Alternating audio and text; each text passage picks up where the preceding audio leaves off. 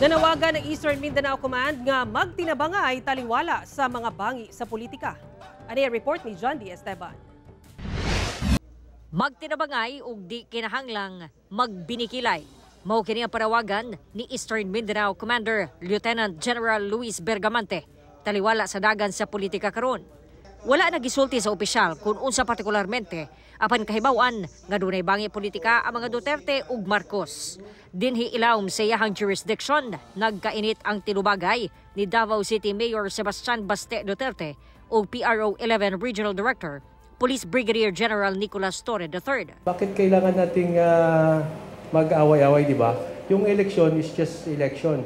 So pag election period, doon tayo dapat dito ako sa right, ikaw sa left.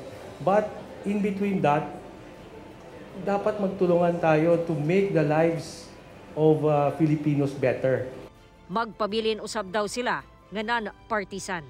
Samtang duha ka bulan una ang filing of candidacy alang sa 2025 midterm elections, andam na ang Eastern Mindanao Command.